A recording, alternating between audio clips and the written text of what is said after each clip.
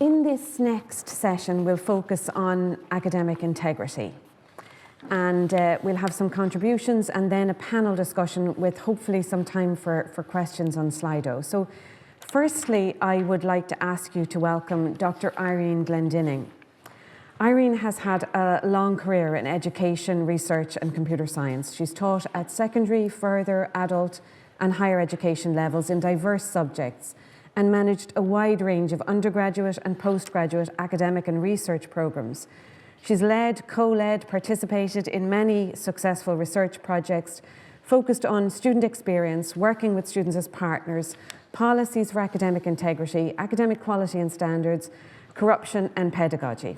Irene is currently leading the working group for the European Network for Academic Integrity on ethical publishing and dissemination, co-leading the working group on academic integrity policies and leading the special interest group on academic integrity policies for the network on education and research quality.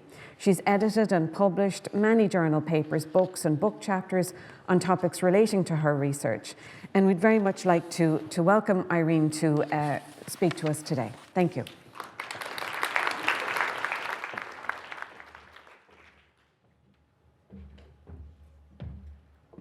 First of all, thank you very much for inviting me here, QQI and NAIN. Okay, here we go. I've got to stick to 15 minutes, and I've got about half an hour's worth of material, so I will try my best to go very fast. Okay. So I'm going to go back a decade and talk about a study that I led, including data that we collected on Ireland between 2010 and 2013. I'm then going to talk about current situation, and then I'm going to look forward. So you may not have seen this study. Some of you might remember it. But a decade ago, in 2014, I came to Ireland, and I think it was UCD, but I'm not sure. I think it was. And I presented this report, and they kindly printed it out for all the delegates that were there. And I remember I lost my voice on that occasion, and I had great difficulty speaking. But these were the results. This is a summary of the results that we found for the data that we collected for Ireland. It was part of a big study of the 27 then European Union countries. And if you want to find the report on this, it's available on the website. You will have a copy of these slides, I believe, so you'll be able to follow the links later on.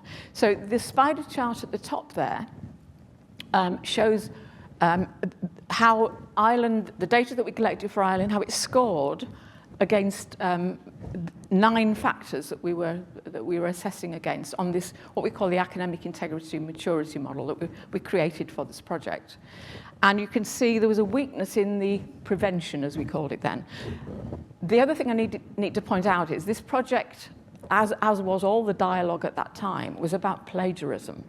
It wasn't about academic integrity. It was very much on plagiarism. So that's what we were looking at. But we looked a bit broader than that. And we were looking particularly at undergraduate students and taught masters.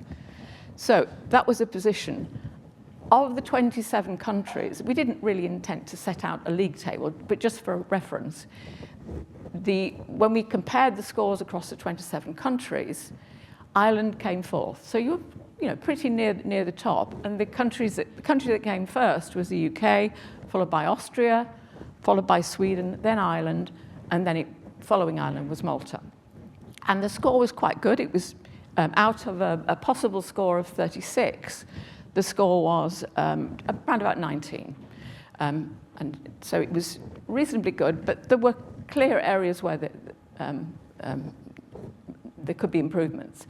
And this is a summary of from a SWOT analysis on the strengths and opportunities, weaknesses and threats. So I thought it was interesting to look back 10 years and see what the situation was then, based on the data we collected. And then we can look forward and see where you've got to. And it's quite interesting because some of the things that we identified then, I won't read them all out, you can have a look at them yourself in your own time, but some of the things we identified that you were already starting to work together, you're all as a sector, even though you didn't have NAIN at that time, even though QQI had only been founded the year before this report was published. So. But there were some weaknesses, it's worth just looking at the weaknesses. There were inconsistencies between institutions and within institutions in terms of the policies that were implemented. And this is based on plagiarism at that time. Overconfidence in some institutions in terms of how effective the policies were. Inconsistency in how the policies were applied in practice. And some of the students reported that that their teachers were over-optimistic about what their basic skills were when they arrived. And I don't know how you think this now bears out with the current situation. And there was, at that time, the national system of oversight was only just being developed. So where is Ireland now? Well, first of all, we talk very much about integrity nowadays and plagiarism, but it's interesting, I've had the same problem. Talking to integrity to students in surveys is hard because they don't always know what that means. So we need to be very careful about our language, but we need to spin it positively if we can. In terms of the quality, the QQI was established in 2012, and it's now, I would think you will all agree, it's world leading in both QA and also in leading integrity within Ireland. NAIN was established in 2019, and I think you would all agree with me that it's going from strength to strength. It's done some fantastic things already. And on its 5th birthday, we need to congratulate NAIN on where it is. Oh, good. You are listening. The legislation for contract cheating was introduced, and unlike in England, where we have legislation, there is a responsibility assigned, in this case to QQI,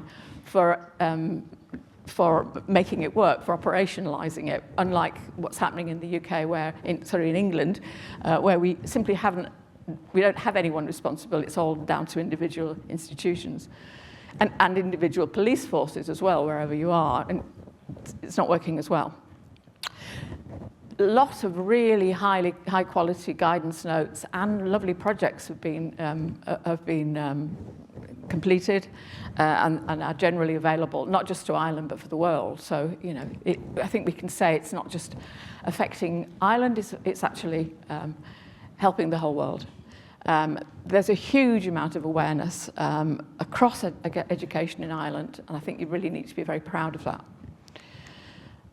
I know that there are lots of research projects. We've seen lots here today, and I think there are probably a few more coming up. But all the conferences I go to, it's full of Irish people presenting their lovely research projects that are, fantastic results and so on. So there's a lot to be proud of.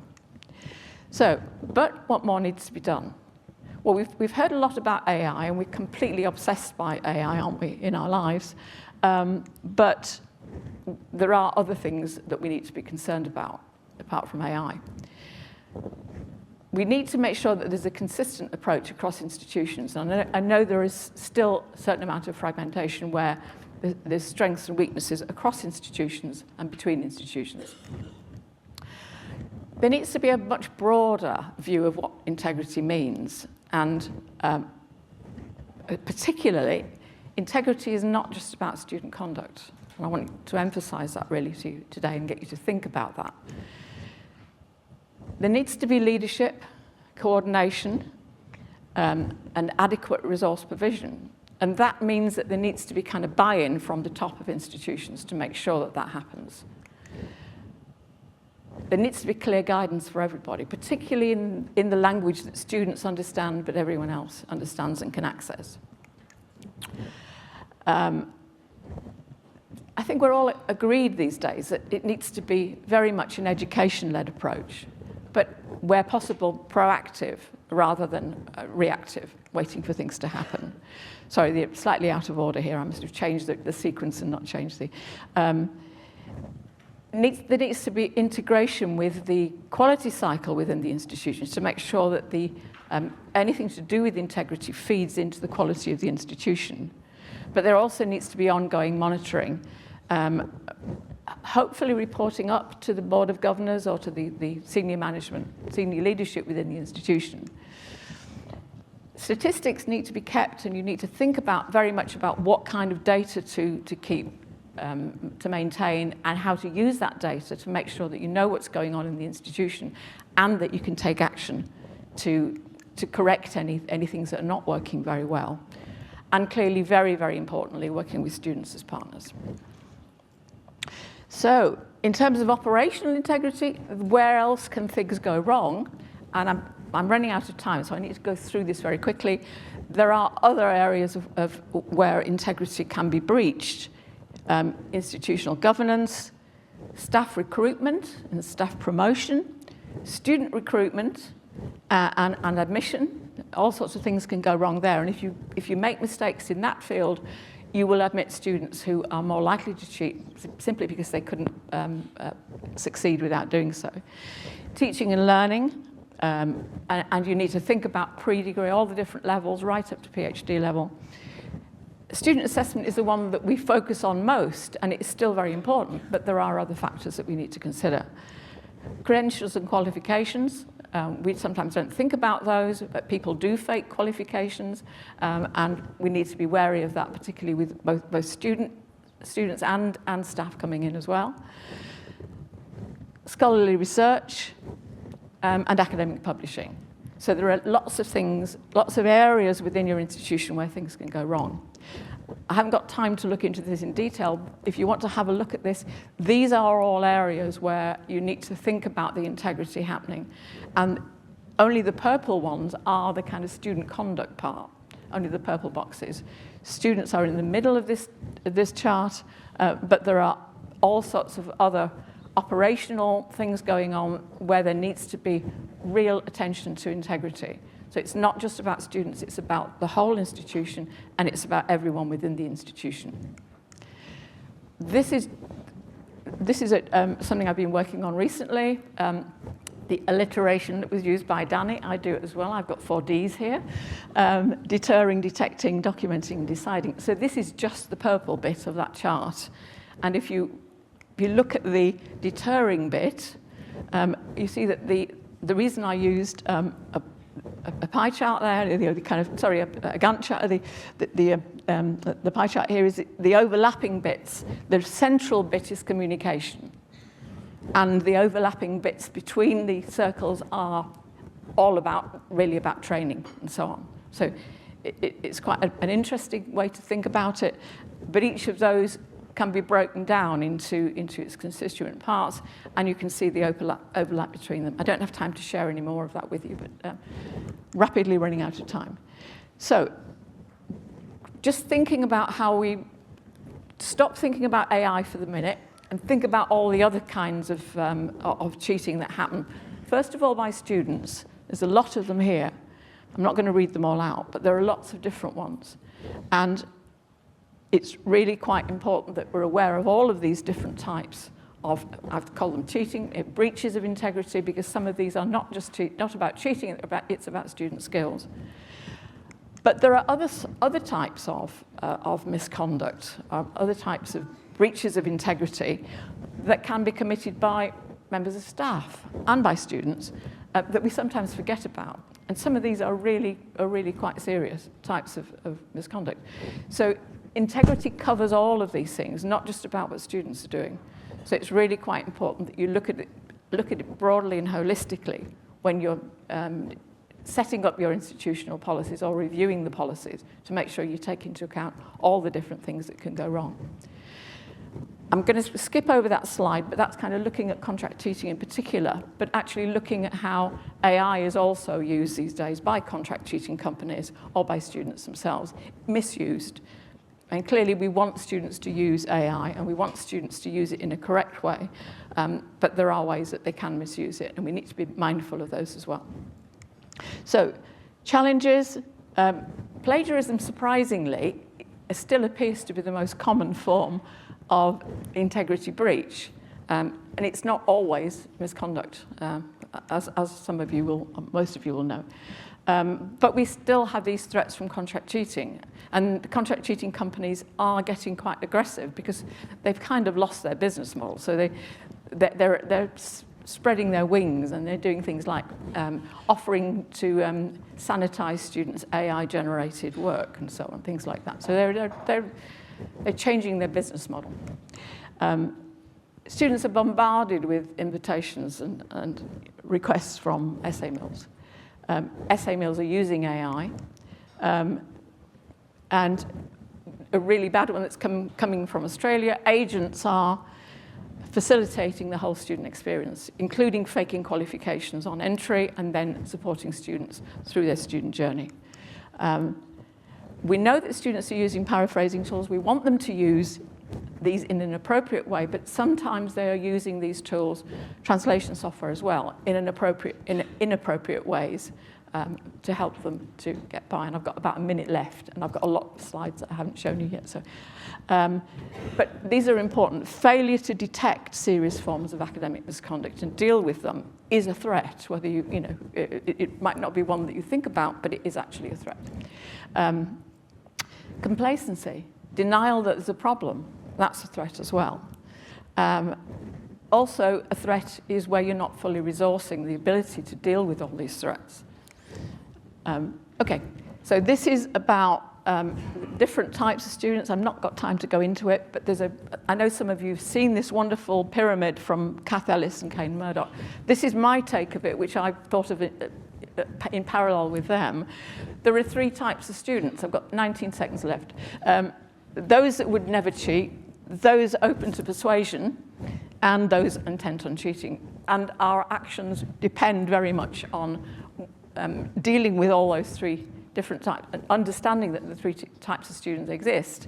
The pyramid from Ellis and Murdoch is a bit more complicated than that, but it's the same kind of principle. I'm going to have to stop because I've run out of time, but I'm just going to quickly carry on for a few minutes. Okay, I'm going to carry on for a few minutes. We've looked at why students breach integrity. This is my take on it here. Some of those we can deal with and some of them we can't. But we need to be aware of what those different reasons are. And that's interesting to see all of those on the earlier research. But there are other reasons why people breach integrity that are not necessarily students. And we need to think about those as well. And those can be affected. Some of them we can influence by policies and so on. There are lots and lots of skills that people need to have in order to avoid accidentally breaching integrity. Here they are, lots of them. And I'm sure I've missed some. But there are lots of different skills, and these are all color-coded in terms of the different types of themes here. I'm nearly at the end, promise. And this is my kind of parting shot. So I showed this yesterday at the masterclass that I ran. This little pie chart here is important because it shows that academic and research integrity underpins academic quality and standards.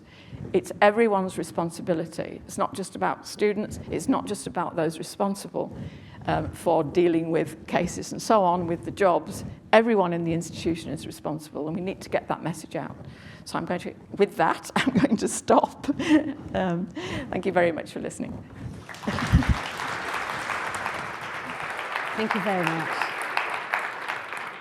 Thank you very much, Irene. That was really great. And I'm going to learn from your approach, because you started off telling us how great we were and sort of, made us feel like we were doing really well in Ireland, and then set us up for a lot of challenges for how we needed to go forward. So I think that was a great approach.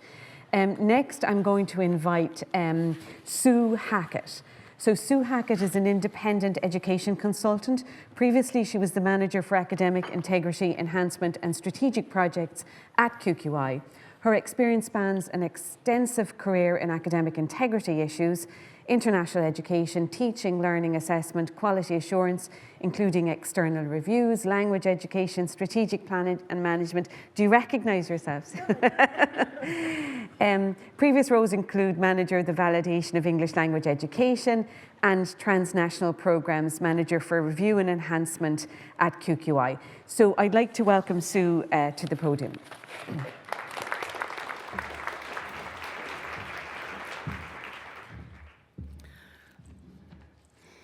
Okay, hi everybody. I definitely don't recognise myself from that description, goodness me.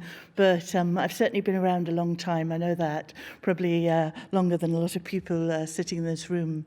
So I'm here just for, I've got 10 minutes, and I'm talking to you about an ongoing project funded by QQI, looking at the National Academic Integrity Network, and celebrating, of course, the fact, as Irene just said, that it's its 5th birthday.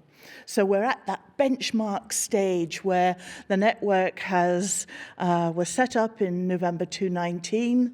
It has diversified, developed, grown, all sorts of things during that time, and we're now just finishing year 5 and going on into year 6. So it was felt this was a good moment to do an impact evaluation of the network. This is an ongoing project. We've just got to the end of the data collection section, and I'm just going to share some of what we've done with you, hopefully whet your appetite for the report that's coming next. And I know I've got about 9 minutes now, so I better get going. Okay, so just a quick agenda there. I'll give you a moment to look at it.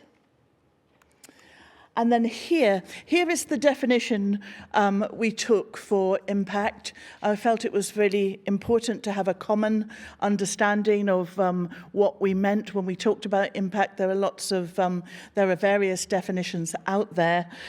This one is taken from the National Forum for Teaching and Learning, one of their insights from I think it was published in 2019.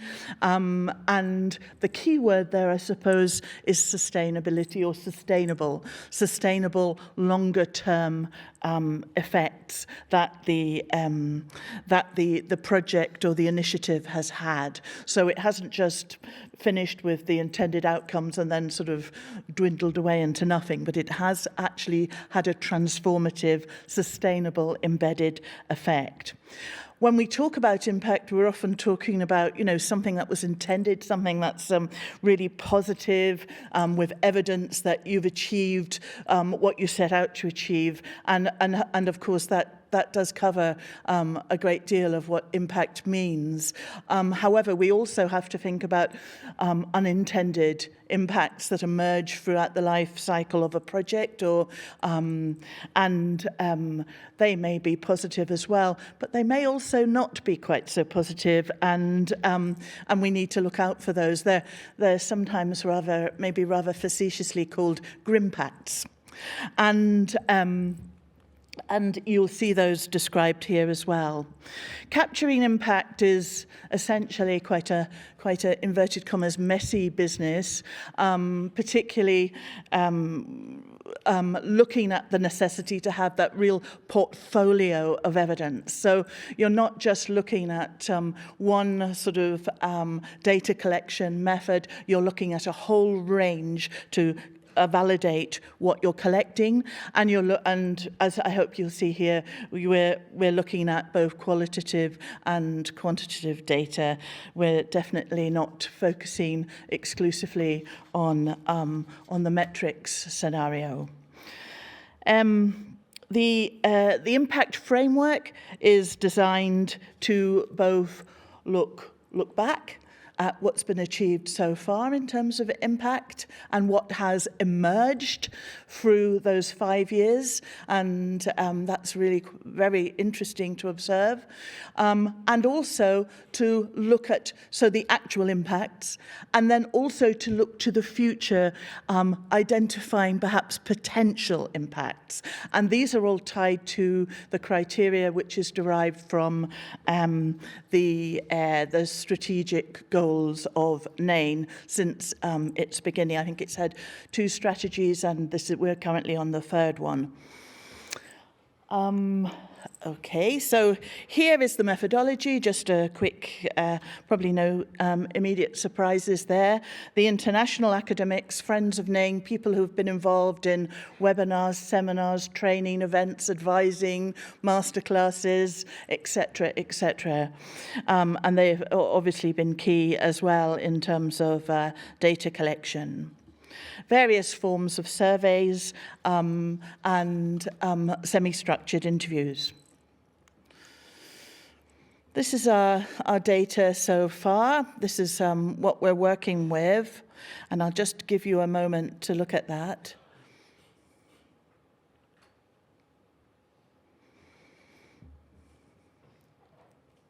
And it has generated really an extraordinary amount of data, both in terms of commentary and numerically as well. I think it's probably the commentary that's the most profound and interesting. At least that would be my initial take on it. And here are some initial findings from the surveys. So I've just focused on two areas. We asked people what they thought the key role of NAIN was, the different groups, and I've also identified or shared with you a key impact that they identified. There are many more than this, but I've shared with you ones that were quite commonly came up, i.e. more than 2 or 3 respondents in each section identified these.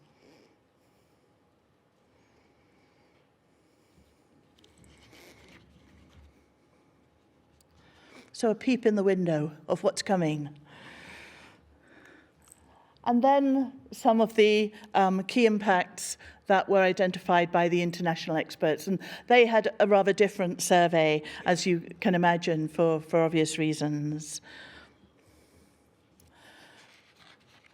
A lot of what they've said, what came up in the international expert survey, and also has come up in the other cohort group surveys, quite similar, underlining really the importance of QQI's involvement in the network, providing that sound, stable foundation upon which the network can operate.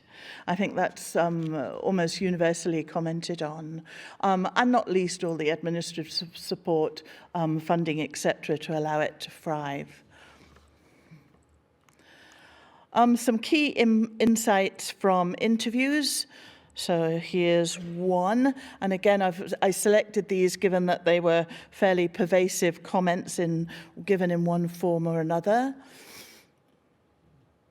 Okay, so that comment that such a lot of work has been done by the network, and I don't think anybody would argue against that, but there's still a lot to do. And it's almost like sort of climbing a mountain. Someone made that analogy that, you think you've got to the top, and then you see the next peak, and then you get to the next bit, and then you see the next peak. So that was a very common comment. The importance of the lexicon in particular, which enabled everyone to talk a common language. That was one of the first resources that the network produced, and it was felt to be extremely impactful. And we're seeing now in international other international jurisdictions, it's also been picked up. They're using our lexicon as well. Although in fact, there is a current project in QQI, in the NAIN rather, to update the lexicon. There was a lot of talk about cultural transformation. To what extent that has happened is variable, as of course one would expect, according to comments that have come in from the various perspectives and influences. But there's certainly a sense that there has been a culture established at a national level, and to a great extent within institutions as well as at more micro levels too, within disciplines or with teaching and learning centres, etc. This was an interesting comment, and it's again come up again, that idea of students and staff co-creating, collaborating, and that really came through very strongly. And I mean, it's always a challenge to keep the students engaged because, of course, unlike the other cohorts, they're moving through. So you're losing them all the time, and new people are coming in, and you've got to kind of keep them engaged, keep them well informed, keep them at centre to the process. This is, as we've just said, the comment around the importance of having the QQI support.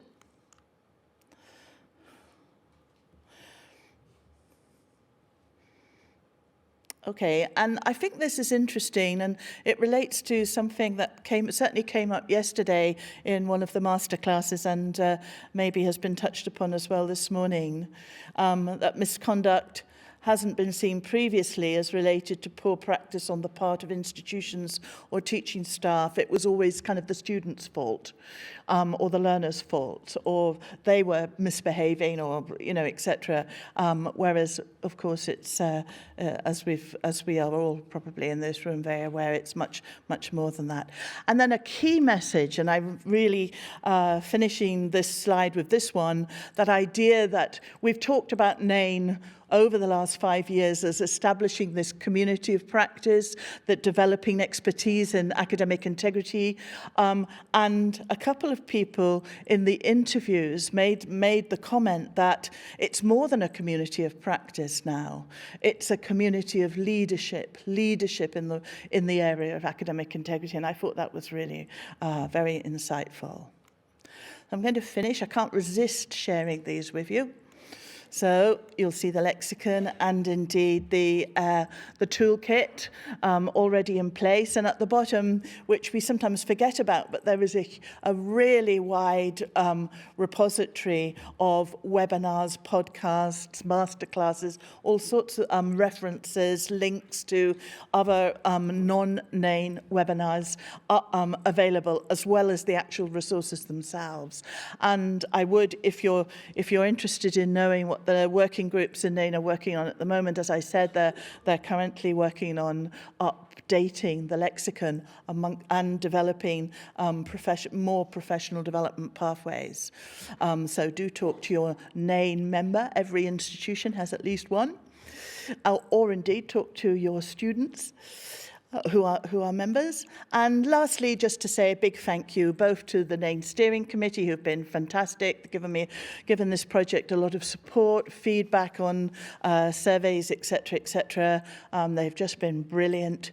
The NAIN members, particularly those that have contributed and been really so responsive, to the international colleagues and collaborators as well, giving me their time, and last but not least to QQI colleagues, in particular Laura Flynn, the head of partnership, who commissioned this project, and indeed to Dubravka as well in communications, who's really been fantastic in supporting me. Thanks so much.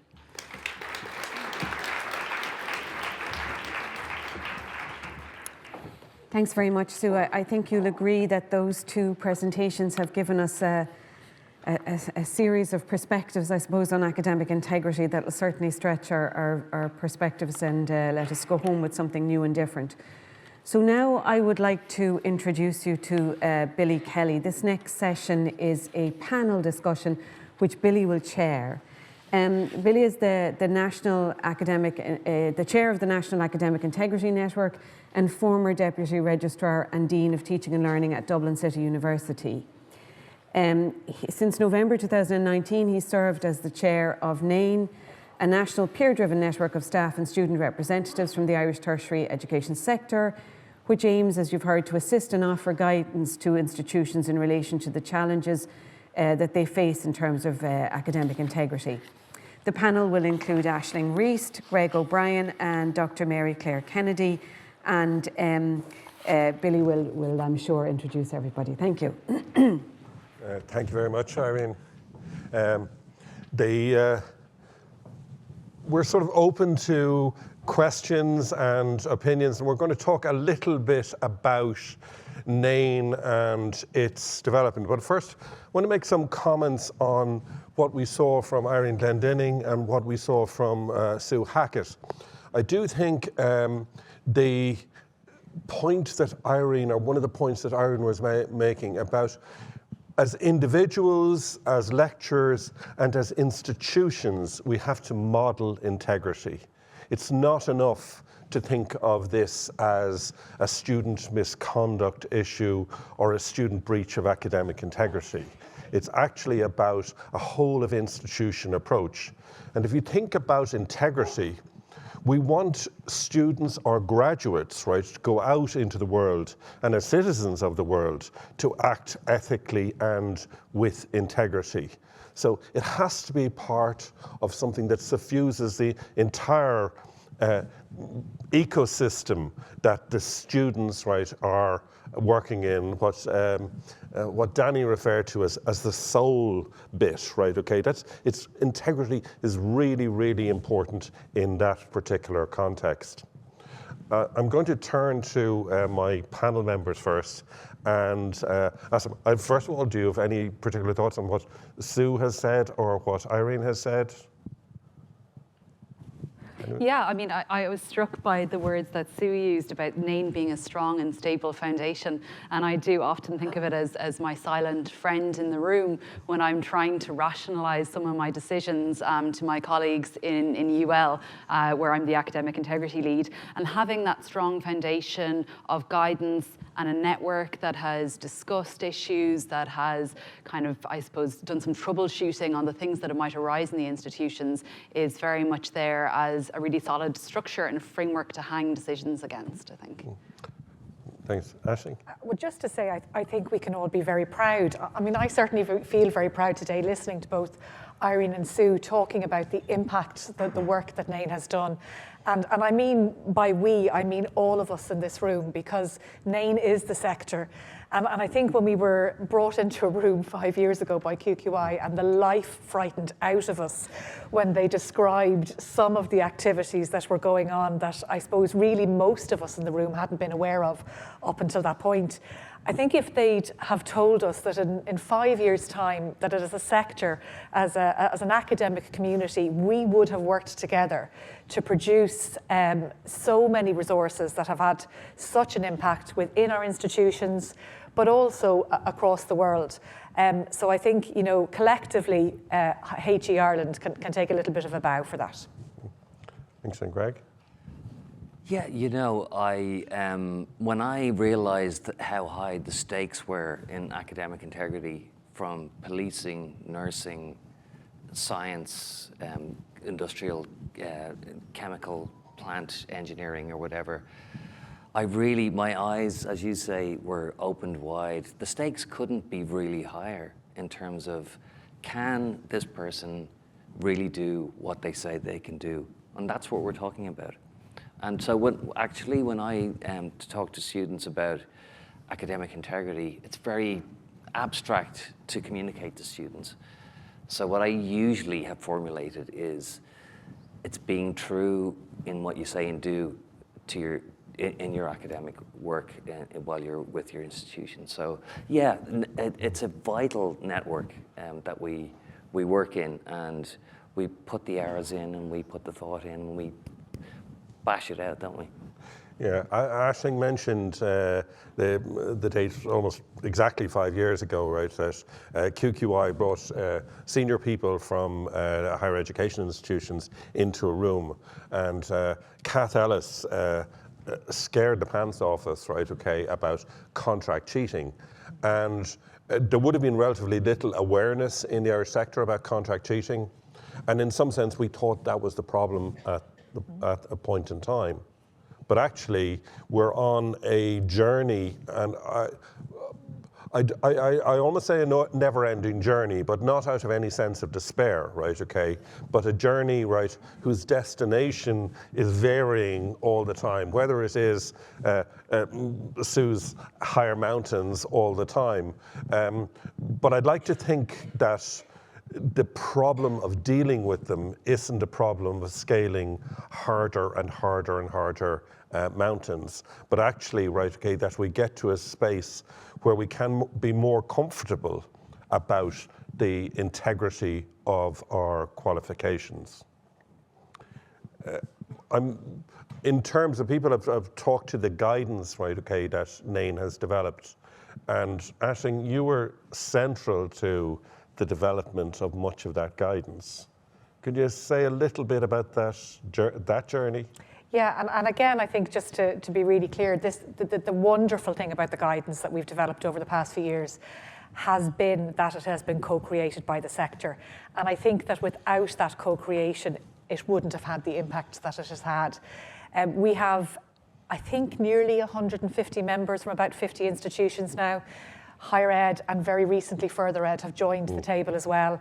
Our student members are incredibly valuable to us because they really are the people who know what's going on. And I am regularly, my jaw drops in meetings when students tell us about things that have happened to them that we just couldn't have possibly understood from our context and our recollections of being students. But I think what's been powerful is that collective work. And I suppose every piece that Sue showed up there earlier on, all of those documents came from working groups, staff from across the higher education sector, large institutions, small institutions, public, private, every possible context that you can imagine, who did research into national and international best practice, with thanks to our international colleagues who really were very generous, because again, it's not a problem that we can solve individually as institutions, but equally Ireland Inc. isn't going to solve this. We need to work internationally. And all of those people created documents that, through iterative consultation with the network, turned into things that we thought were ready to use. The one that I think Billy will recall still gives me nightmares was the framework for academic misconduct and case management. We had done, I think, 5 or so rounds of consultation, and we did one final let's go out to everybody in the sector piece. And Yvonne Kavanagh, who's the co-chair of our working group, and I think we're both simultaneously horrified and delighted, because the volume of responses that we got back meant that we had a huge amount of work still to do. But it also meant that we were able to create something that accounted for all of the contexts. And I think if you look at, I suppose, the impact of those resources, how they're being used, and next week we have an NTutor showcase event where we're looking at how NTutor have taken the next step with that framework and started to look at implementing and supporting HEIs to implement it. So the work has been valuable, and it is that collaboration and co-creation that has made it valuable. Sure, thanks, Aisling. Greg, I talked about this changing journey right along the way. Have you particular thoughts or insights on that? Oh yeah, I mean, if I want to get my family asleep at night, all I have to mention is either AI or the other AI, or there's a third AI, isn't it? Assessment integrity. So yeah, you know, it's an impossible task to write guidelines for our collective community on where we should go in the middle of last year or whatever. We were writing guidelines for AI, and we knew they would be out of date within a month. And so I think we did a good job of taking a bird's eye view of where potentially we might go, and potentially things might arrive at a year, 2 or 3 years later. But it's an impossible task to keep up with the sector, the evolution of what it means for not only assessment integrity, research integrity, learning, teaching. It's a massive task, and no one person, no 4 groups of institutions can do it alone. We all need to take up some tools and continue the discussions. And in fact, 2 years ago, I rang Irene to ask her advice on some tech, and we had a great conversation. Thanks, Irene, for your time. And a face that I keep presenting to our lecturers on is Danny. Sorry, Danny. I print your face to all of my presentations.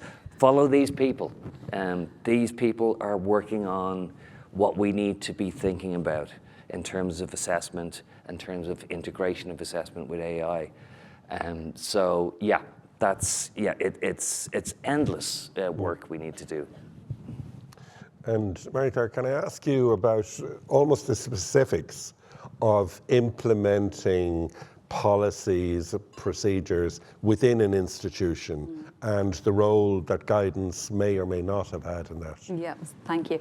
Yeah, so I started my role in December 23, and I was in the door 2 days, and somebody said to me, so are you producing the guidance on Gen AI then for the institution? And I said, oh, am I? Right, okay.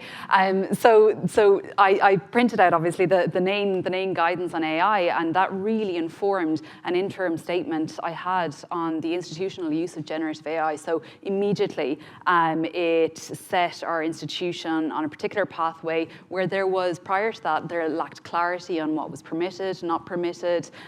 There were all kinds of practices that were emerging in different faculties. So it really put us starting on the right path. Emerging from that then, I led out recently on a policy working group for the development of our policy and procedures. And they're going to our academic council next week, so everyone, fingers crossed for that. But really, the guidance around particularly those academic misconduct procedures that Aisling referred to, they are broad but specific as well at the same time. So they give you good core tenets to hang off when you think about how are we going to set up clear, transparent processes in an institution, but there's also flexibility because obviously every institution has different norms, different practices and processes about what's going to work in our institution. And so the work of my policy working group was to kind of get a feel about what would be acceptable to academics. And it's so striking when I talk to my colleagues in other institutions about what's acceptable in different institutions, and that's obviously emerged over time through culture.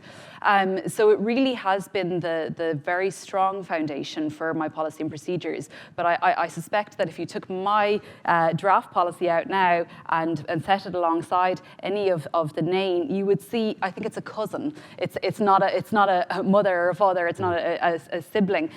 There is, and that is to speak to those specific institutional needs. And I think it's important that NAIN, continue to look and revise at those their guidance to I suppose map the needs of the institutions as those needs emerge over time from kind of a bottom-up approach to feeding back into revisions to those policies. But yeah, sorry. Yeah. No, I think it's hugely important that what we've done is we've produced guidance. We're not setting out to be prescriptive at all. We're recognizing the different institutions will have different capabilities, different sizes, different resources. They will have different procedures and policies.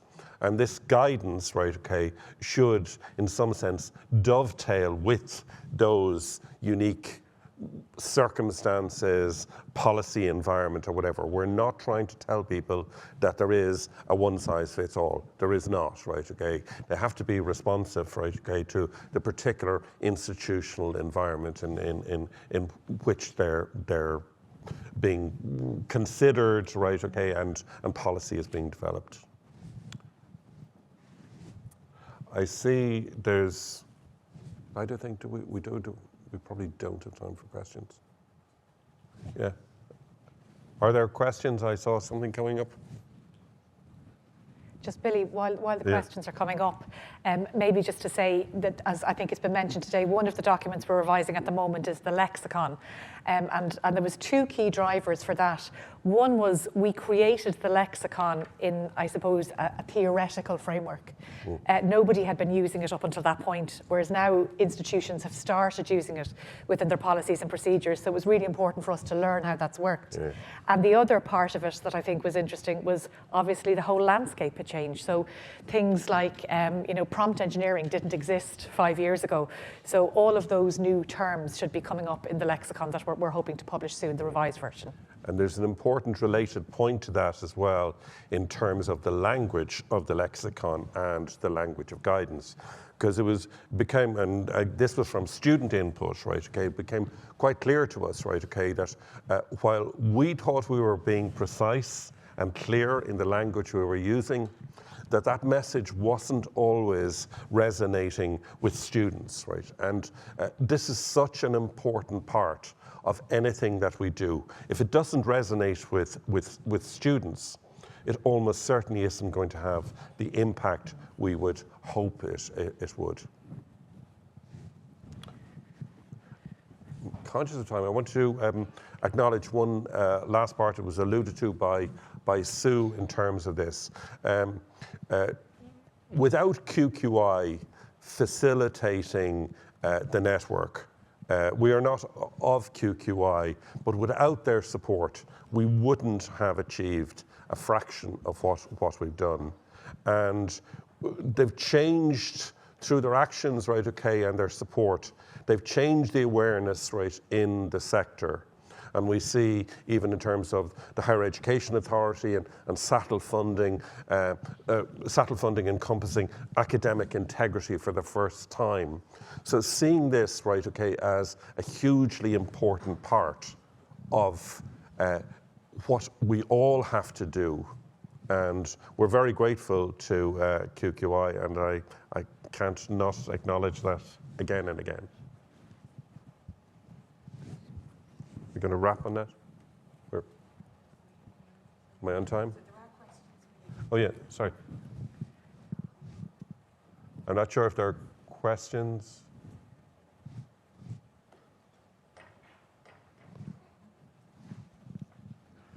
Again.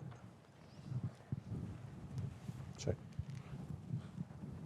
I'll try the first one. What, if any, engagement is there between NAIN and the academic experts, for example, in computer science in AA in Ireland? Well, we've already seen people like Alan, right, okay, being part of this. I think there's a very real engagement, right, okay, necessary engagement between that expertise in artificial intelligence and academic integrity. And on the same vein, somebody says, do we now need an AI network similar, right, okay, to NAIN?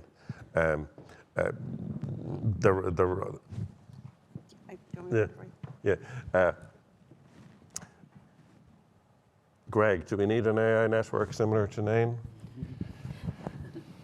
Maybe, yes, yeah. I mean, we have an AI body council nationally, and they're starting to materialize in terms of the response to AI in our society, as many other countries are doing right now. And European instruments are unfolding in terms of the AI challenge for what essentially is our human rights impact regarding AI in every discipline, not just in education. So this is a massive challenge. And so maybe we do need a temporary AI network. Certainly we're all having conversations.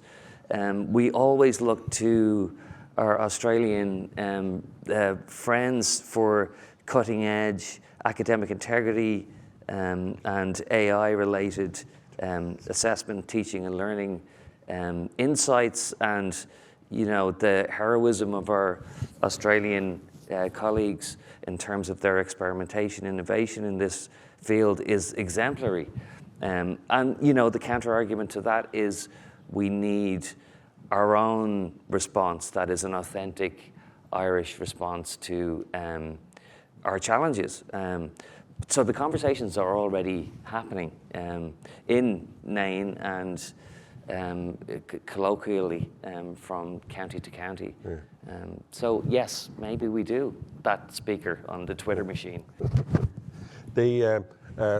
What other challenges in tertiary education domain could benefit from the national co-creation approach?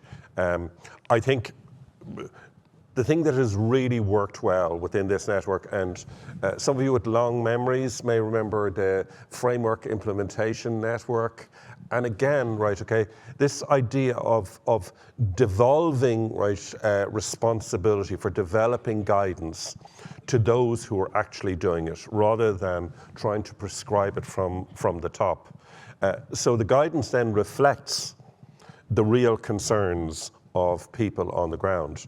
I'm not going to identify what the other challenges are, but I'm going to recommend the idea of a network to address, right, okay, those kinds of problems.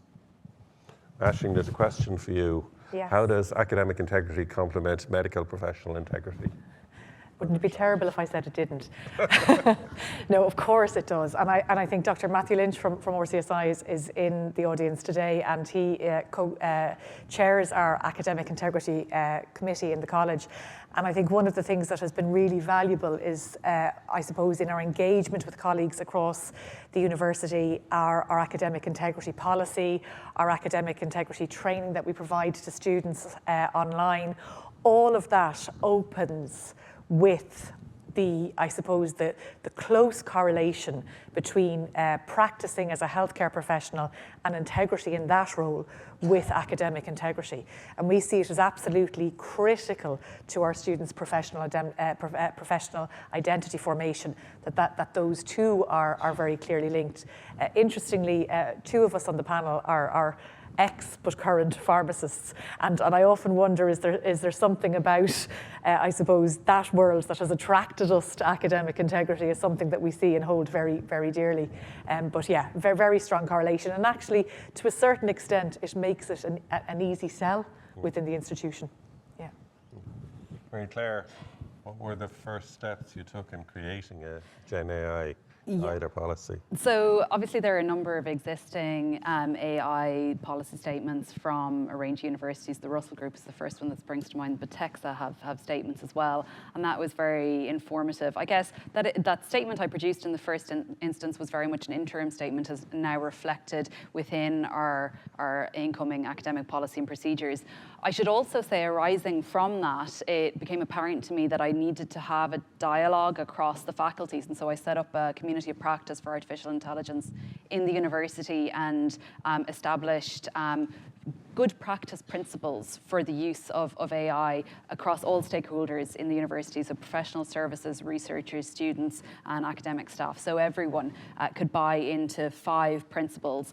And again, these are reflected across a number of different documents that we might see and are reflected in the NAIN guidance as well.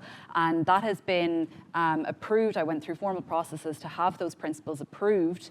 And obviously they need to be dynamic to reflect, particularly in the research world, where there's living guidance coming from Europe, but broad, that everyone can buy into at the same time across the institution. So it is very much, I suppose, an iterative approach, and we'll be constantly going back to re-examine where the institution is headed in terms of how we are embedding the use of generative AI across all aspects of the university. Thanks very Claire. Last one, AI is constantly spoken of as a threat, right, okay, to academic integrity. Are there opportunities for AI to enhance academic integrity in HEIs?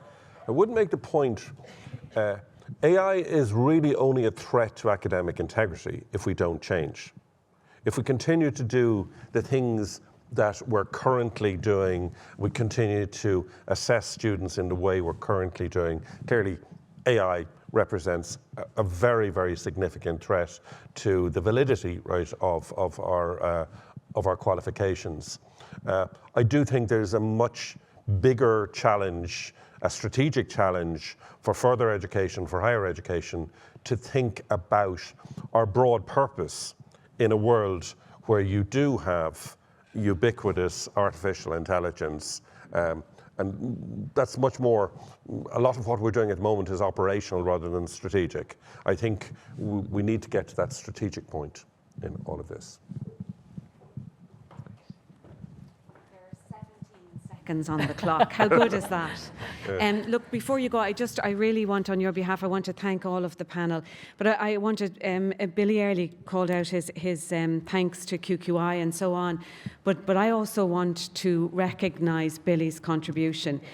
People often talk about champions of different things, but in terms of his chairmanship of NAIN, Billy has been, to some extent, if it's not a contradiction in terms, he has been both quiet and outspoken.